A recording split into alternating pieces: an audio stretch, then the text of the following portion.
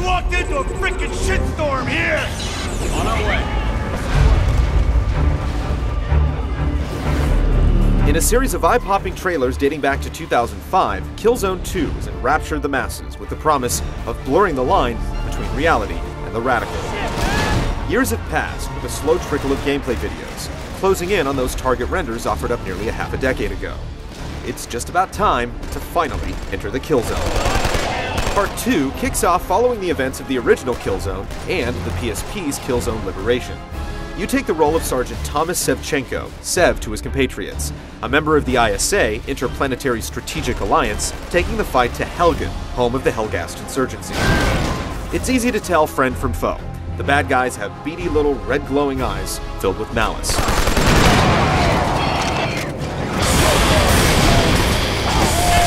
Combat is first and foremost the core of the game, with tactical elements filtering in. There are all-out battlefield encounters, stirring echoes of trench warfare, as well as more covert missions where you outflank the enemy or perform a spot of subterfuge. More often than not, you'll just be fighting for survival, either solo or with a small platoon against overwhelming odds. This is the Helghast's planet, and they have tons of reinforcements. But don't count your squaddies out. They'll land some kills and can perish themselves, but if you're quick, you can revive them. Good to go! A lot of modern shooter conventions make the rounds. You can only hold one primary and one secondary weapon. Health regenerates, and there are plentiful checkpoints. What's new is a cover system mapped to the duck button. This allows Sev to attach to cover, and then with the analog stick, peek over to the side to squeeze off some shots. Going in guns blazing may make for a great 30-second action movie, but it will get you killed. A few well-placed shots are enough to drop you.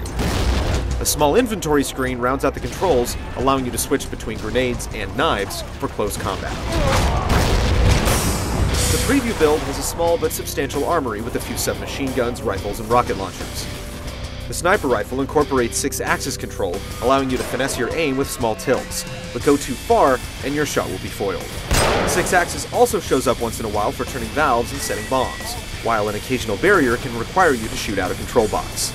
It's nothing too cerebral, but minute breaks from the constant onslaught of war are appreciated. The Helghast features shock troops of all sorts, including deadly armored juggernauts that have to be shot in the back to be taken out. Their R&D didn't skimp on niceties, with tons of tanks and mounted guns ready to mow you down. Occasionally, the ISA slips you a tank as well to help level the playing field, but you have to always be on the lookout for a rocket launcher and some extra munitions. Also, keep a keen eye out for special targets to destroy, which will likely tie into trophies or unlockables. Apart from the campaign is an extensive multiplayer mode, allowing you to side up with the ISA or Helghast and trade some lead. Level up, earn medals and ribbons while using ability badges with a class-based system, as you hone your scout, medic, soldier, engineer, saboteur, or soldier. Want to heal and kick ass? Then try mixing and matching the badges to create your ultimate killing machine. With clan support and dynamic multiplayer objectives that can change mid-round, Killzone 2's multiplayer has a lot to offer. 8 maps, 64 player bouts, and 5 main game types. Killzone 2 is finally set to try and live up to all those years of hype. What we've played so far has been a relentless pattern of duck and burst as we scan each dirty, dilapidated environment for burning red eyes.